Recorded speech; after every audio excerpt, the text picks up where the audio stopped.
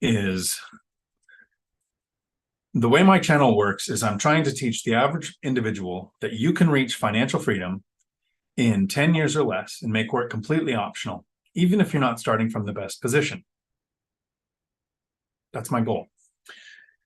Every Tuesday at 4 p.m. Pacific, I do a live stream where I talk on a subject and then I answer questions. And it usually goes on an hour or two, basically as long as the questions last. What I've been doing recently, then usually is on Thursdays, I will do a standalone video, 10, 15 minutes covering a topic, sometimes live stream. People seem to like those more because you can ask questions. But generally, to get your questions answered, it's Tuesdays, 4 p.m. Pacific, where I take the time to answer every question that comes in. And then on the weekends, what I've generally been doing is I go back a year and I do these live streams every year, but not very many people are going to watch a 2-hour live stream, a couple thousand, but a lot of people will watch the 10 or 15 minutes on a video. So what I've been doing is going back a year, taking one of my Tuesday live streams, cutting out the beginning and editing it down to 10 to 15 minutes and putting that out on the weekends so that the people who wouldn't watch a 2-hour live stream can at least get what my intro was about. So last night I went and I pulled down the video from a year ago. I think it was live number 32 or 33 or something. I'm coming up on live number 100 here pretty soon. And the video was, I had a tenant that had purchased a home and was moving out, and I was setting the rents. So I was going to edit out the first 15 minutes on how I set rents. Well, I currently have a tenant who was in the military and got orders to move to another state. So he moved out, and this place it's got some light rehabs to do. I mean, he had a big German Shepherd, so I'm redoing the floors. When I purchased it, he was already in there with carpet. Normally, I will take out carpet and put in LVP, but I don't disrupt a tenant's life unless the floor is really bad. And theirs weren't. But now that he's gone, I took the carpet out, put in LVP, some other light updates, new faucets and sinks in a couple rooms, light painting, easy stuff that my handymen are actually doing. Not something that I do as the lazy investor. So I have a unit coming open, and I'm going to walk you through in this live stream. The purpose of this live stream is to show you, how do I set my rents? Because I don't track rents all the time in every area. If I'm making offers on a property, I will do a deep dive rent box for a couple of weeks. I will almost do what I'm doing today to set the rents. Now, I've been looking for a little bit, but I'm also going to dial in a little bit more today on exactly how I would set the rent. So this is actually an exercise I need to do to self-manage my rentals. It would take me maybe 2 or 3 minutes every 5 days, and I would do it twice. That's probably how long this would take. So this is probably about 10 minutes worth of work, which is going to take 10 to 30 minutes for me to explain in a video so that I can get across with clarity how I'm setting rents on a rental that's coming available. So this is a little different than if I'm buying a property, because then I need to know the rents in an area to look at many deals to be able to factor in how prices, rates, and rents will calculate my yield for me. So what I'm going to do is share my screen. And I'm not that much of a tech guy. I am a retired early investor with a rental portfolio. I don't need to spend a lot of time doing tech stuff like this. Now, if it's about online gaming or VR stuff, I'm good. But what I'm going to do is look at what my rents are. One of the biggest mistakes that a landlord makes is thinking that what you had for rent or what your tenant is paying for rent has anything to do with how you set your rents. That's a mistake investors make. A mistake non-investors make is thinking that you set your rents based on what you need. People will say, my expenses went up, my homeowner's insurance went up, my taxes increased, so I need to raise my rent. If you only look at those metrics, you'll probably lose your asset, because your expenses have nothing to do with your rents. If you don't raise your rents over time, your expenses will outgrow your rents and you will lose the asset. But if you just raise the rents because your expenses went up, you might outpace what people will actually pay for rent, have a vacant unit have upset tenants who will trash your property. So here's an example of why your expenses have nothing to do with your rents. Two investors. One buys a house all cash. One buys a house with a mortgage. So this person owns his house. Now they have upkeep and maintenance on both. But the one who buys it all cash is paying taxes and insurance and maintenance. The person who buys it with a mortgage is paying taxes, insurance, maintenance, principal, and interest. So if you have a mortgage or you buy it all cash, you would think that the paid off property would rent for a significantly smaller amount than the one with the mortgage. But as a renter, as a tenant in your entire life, have you ever known or cared if the owner of the property owned it without a mortgage or if they had debt on it? You don't know. The owner's expenses have nothing to do with setting the rents. Here is how I calculate my rents. And I will find, share the screen, because I'm just going to walk you through how I do this. And this is step by step, the process of looking at rents. For several years, it was possible to just go to a website like rentometer.com. So this is a website where you can look up a zip code, a neighborhood, an exact address, and think, what are people in this area paying for rents? For the number of bedrooms, the number of bathrooms.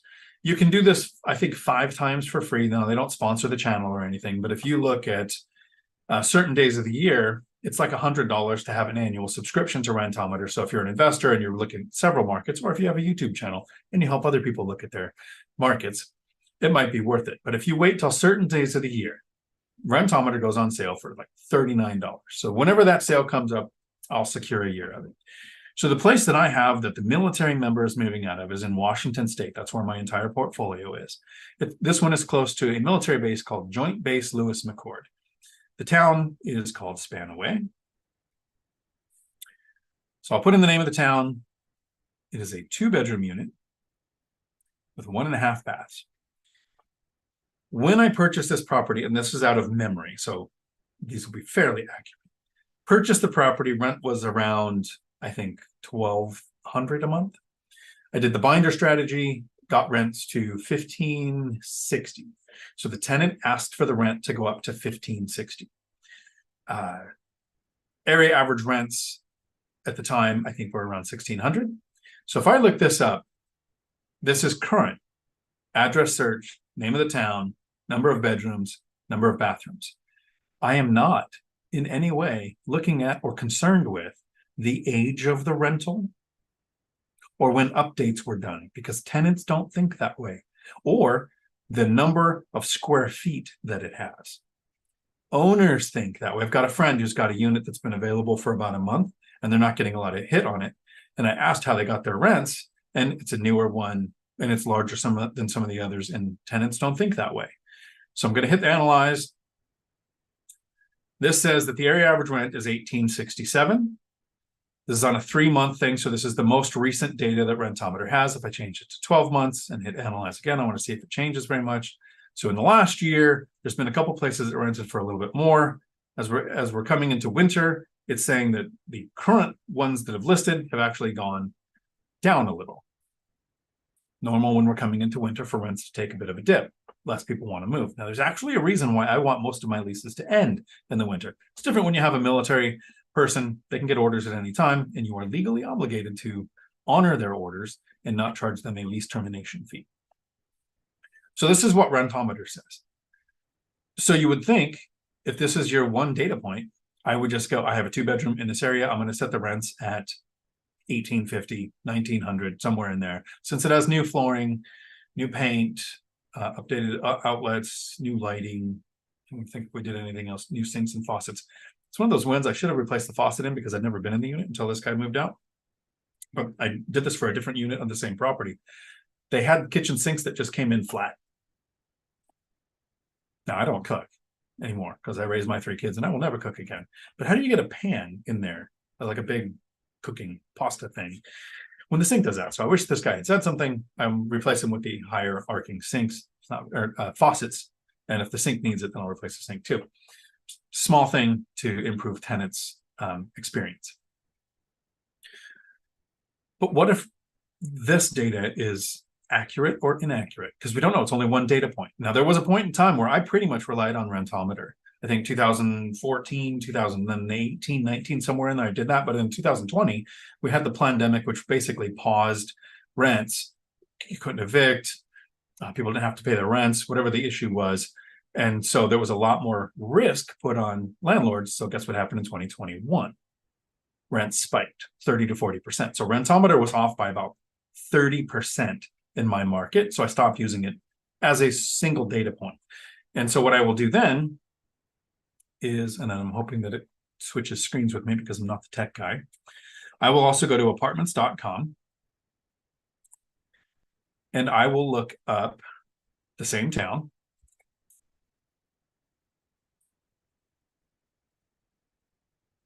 It's important when you go to do this that you look at the criteria first to make sure you are looking at for rent, not for sale.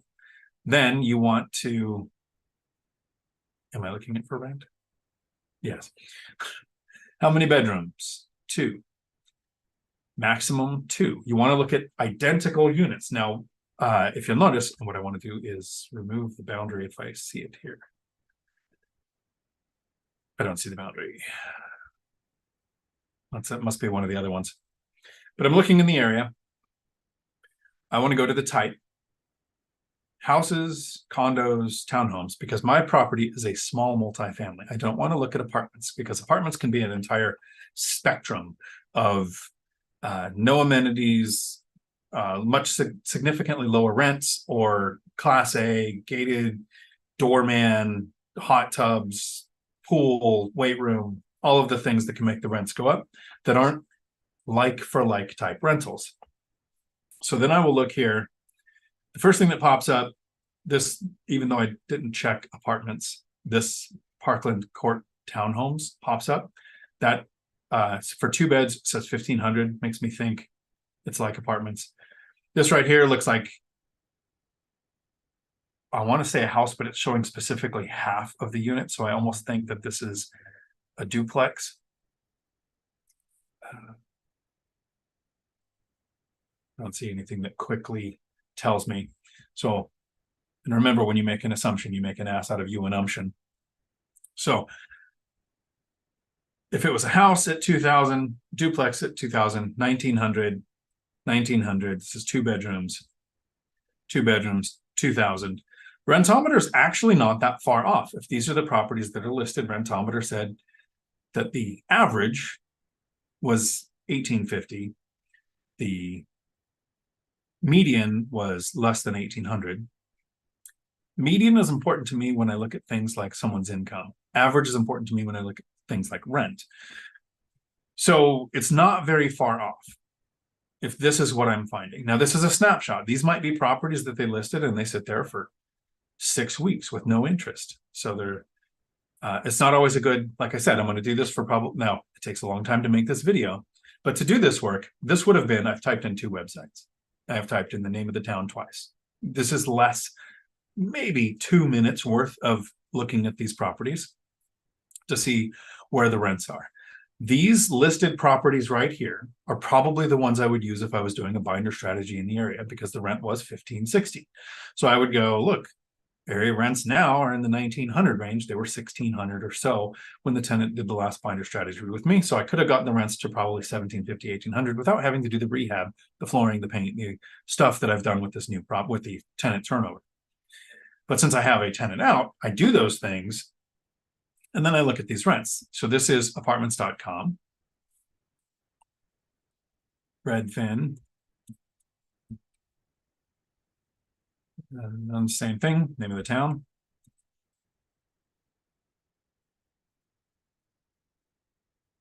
I want to make sure I'm looking at renting, not buying.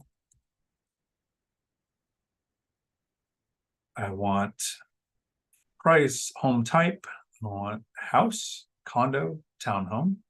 Number of beds and baths, 2.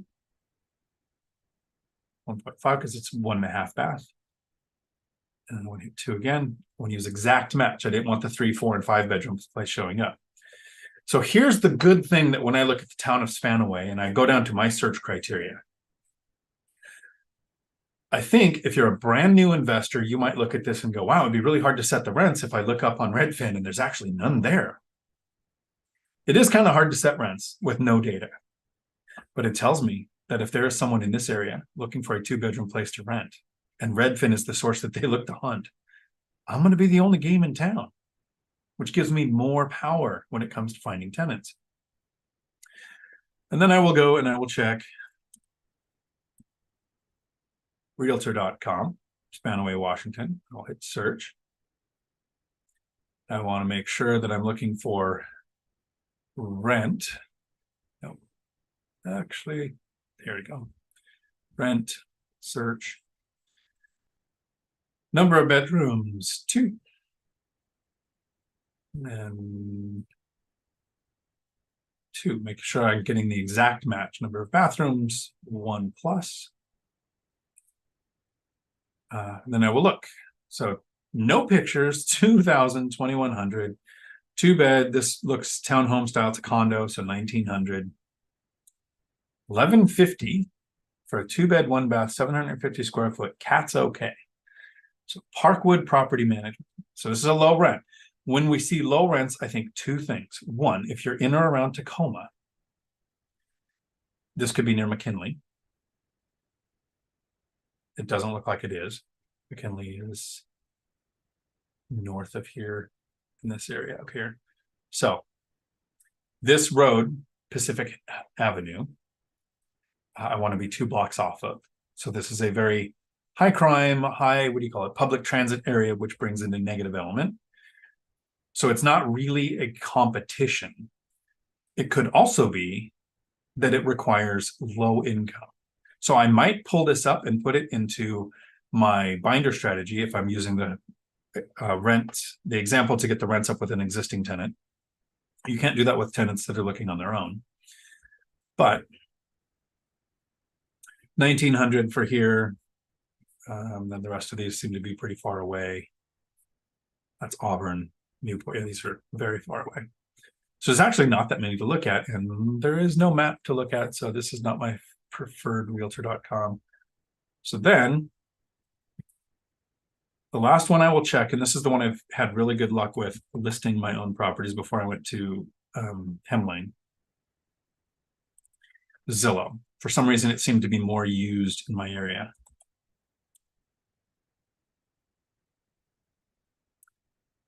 Now I want to make sure 4 rent, 2-bedroom, 1.5 bath, exact match. So $22.95. This looks like, it says house for rent. Is it a house or is it a duplex?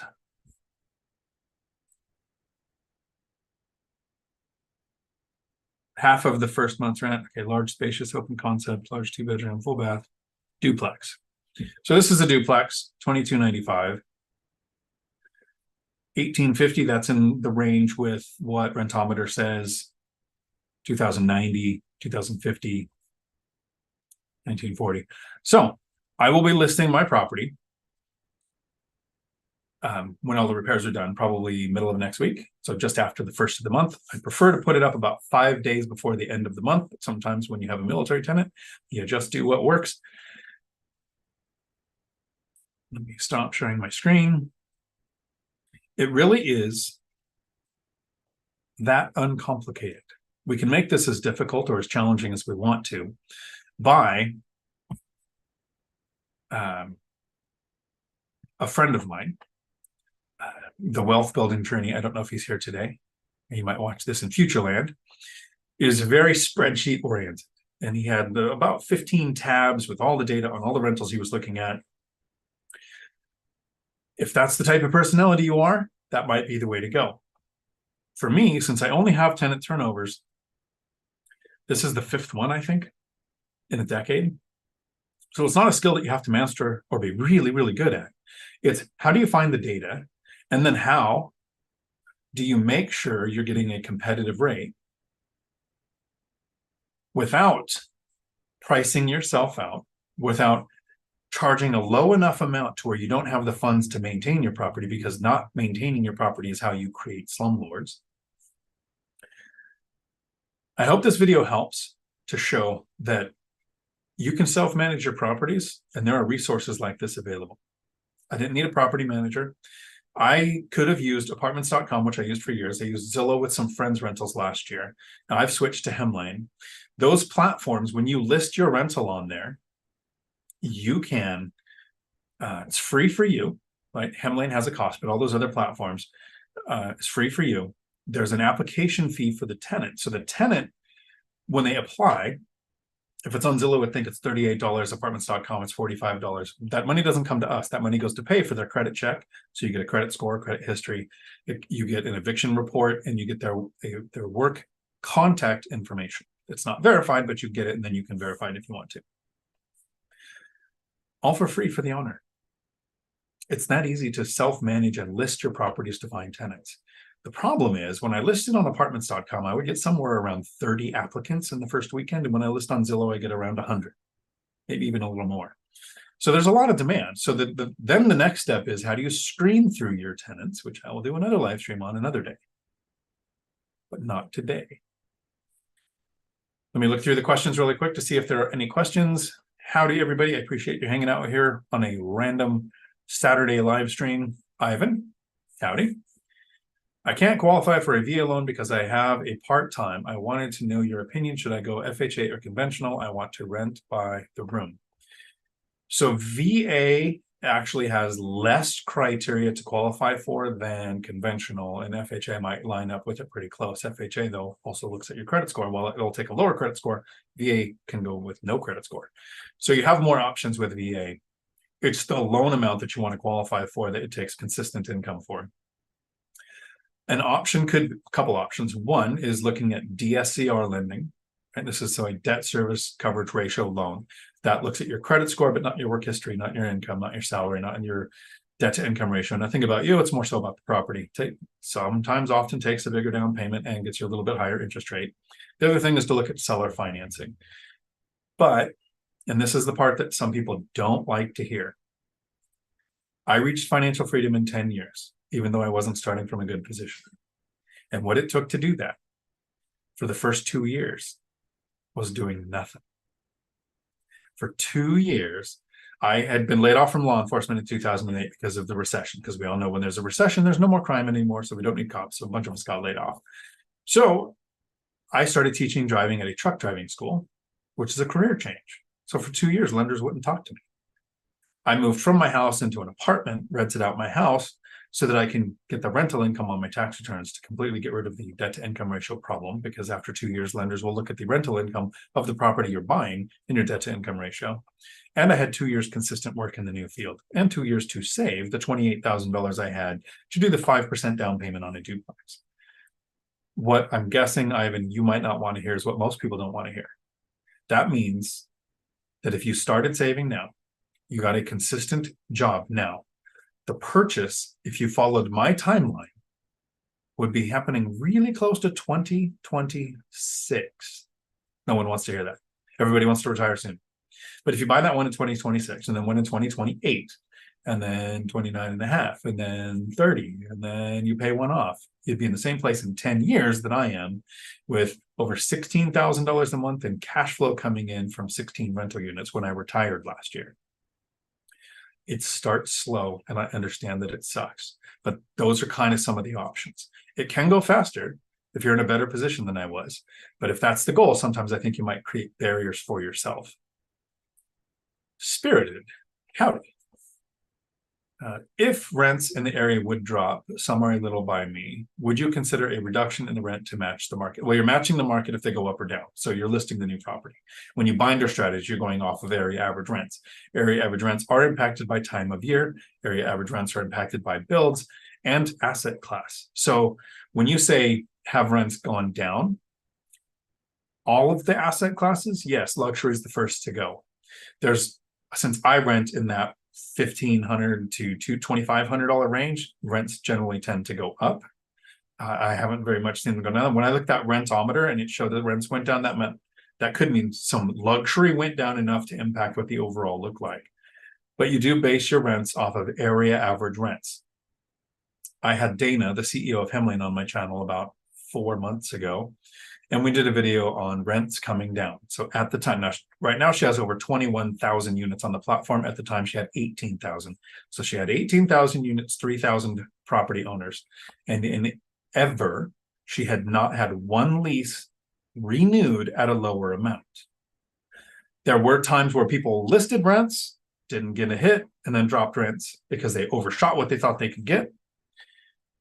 So when I post this rental, I looked at the area average and I'm seeing rentometer says around 1850. I saw 1900 to 2200. I'm probably going to list this rental with its updates at 2000. If it sits for a month, I'm going to follow the lead of large apartment complexes. So before I would lower the rent, thinking maybe I overshot, I would offer concessions, half a month rent free or a month rent free, because of things that are happening. An example is, you can Google this, the city of Tacoma is looking at instituting a similar law or rule that Seattle did.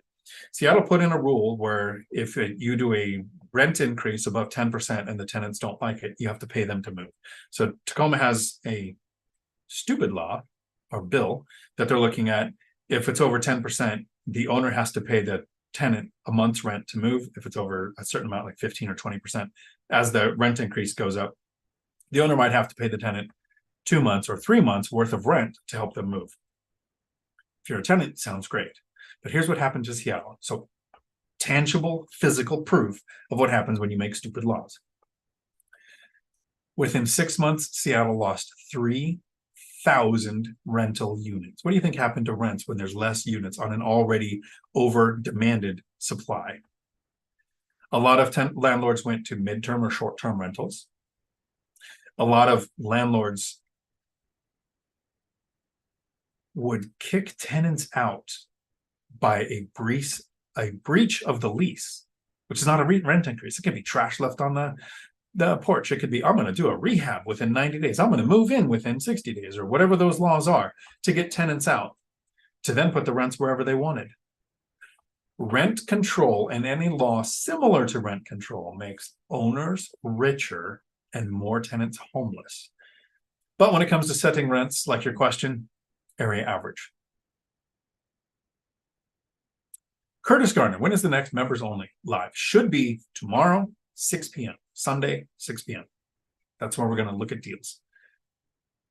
All-nighter hider, got my hands full, getting my kayak ready to fish. Thanks for early ear candy. Thank you. Okay, Ivan, good. You got your co-signing, good. Okay, Andy, howdy. I got 2 different calls from people who said they had talked to someone else regarding my listing. They were about to pay them the security deposit. Ever had this happen to you? So I almost did this, but I think this live is getting a bit too long, so I'm going to be cutting it short here pretty soon, because remember, this is supposed to be a short live that people will actually click on. So this will be Clinton will be the last question. I'm going to make another live here, probably in like 10 minutes maybe, where I'm going to show you how I protect my listings from getting scammed or phished. And so if you want to see it, here's what I'll do in that live. It's the 30-second version. I go to Canva or whatever photo editing website that you prefer. I put in my picture. I put in my phone number and email, and then I fade it out to where it looks like a watermark into the pictures. So every single picture that goes up has my email and phone number in it, because they can still go in, edit this, put theirs over it, block it just right, but you're making it more work for the scammer to get that happen. Because I've actually had friends do that too, where had a short-term rental, had a short-term tenant there. Somebody showed up with the tools to drill out and replace the lock because they had paid a deposit to rent the place and had never talked to the actual owner. Clinton, how do you get rid of a scared mindset? I'm paying debt off first. Your 50-50 saving debt has really helped. I love that. So to show that, Clinton, I saved 50% for my first house hack of disposable income. 50% of disposable income went to paying off what I call worse debt. Most of us know about good and bad debt, but there's worse debt. Worse debt is bad debt that, for me, had over a 6% interest rate or had an adjustable rate. So I took 50% to save towards that first house hack, and then 50% of my disposable income to take care of the worst debt. Once I acquired a couple of cash flowing assets, it was a lot easier to take a little bit of time and focus some cash flow to get rid of all of the bad debt and get more of the good debt. But the scared mindset, it was a little easier for me to get rid of because we're coming into a recession. We're seeing inflation. We printed more currency in the last 2 years than the last 200. And it's not all printing, but it's things on the Fed's balance sheet. So we created more currency, which means money has lost value. So it takes more money to acquire the assets. Imagine not owning any assets. So your only way to make money is to sell your life 1 hour at a time. You're not getting the pay increase that came with the increased value to the assets. What are you going to do in a recession if the only way you have to make money is to sell your life 1 hour at a time and nobody's buying? The fear of having only one source of income, being your W-2, is a stronger motivation to me than the fear of investing. And there are 4 words, and I shared this on Zuber's boot camp today, but there are 4 words that will make it easier to conquer your fears and move forward with your investing. If you are confident and you know that if you make an investment, you're going to get a return, you're more likely to make the investment, right? Confidence comes from competence. When you become competent at something, you're more likely to do it, more likely to move on to the next step. So that's the 6 steps to getting started in real estate. First is you learn how to save. Learning how to save is increasing income while not allowing your expenses to increase. The more you increase your income, the more confident you are that you can save. Once you can save, don't you think it makes sense to work on your credit score? So now you do some research. You set up auto payments. You have a good reserve so that your credit score is going to get increased. You learn all the skills to get that higher. So now you can save. You have a good credit score. It just makes sense that since you're confident at those things, you will move on to talking to a lender. Once you talk to a lender and you know what your options are, that's how I found out I needed to rent my house out. I needed to get consistent income in one field for at least 2 years, right? Once I had that and I had the competence to accomplish my goals, that gave me the confidence to buy the first rental. Once I bought the first rental and I reduced my housing cost and I rented out my house and increased the cash flow, the competence to find, screen, set rents made me confident to move on to the next one and the next one and the next one. So the more competent you get at the skills it takes to do this, the more confidence you'll have to get past the fear that you have. Last thing, Curtis, if the initiative one in Tacoma passes, will that change your strategy for tactics in any way? I don't invest inside the city limits of Tacoma, so no, but it could spread to the edge of the rest of the county. Kind of like Seattle, I expect to spread to King County. Here's what it does. I use the binder strategy when I acquire a property, and then generally I do 5% increase every other year, because in 2021, I was able to do a binder strategy again, get my rents to go up 20 to 28%. I could make an adjustment for that black swan event of the eviction moratorium and the pandemic. If a version of rent control comes in, and we can't make big adjustments if something weird like a pandemic or stock market crash or prolonged government shutdown happens, and we might need to make rent adjustments due to the increased cost of homeowners insurance, like what's happening in California, Florida, and Texas, or property taxes going up.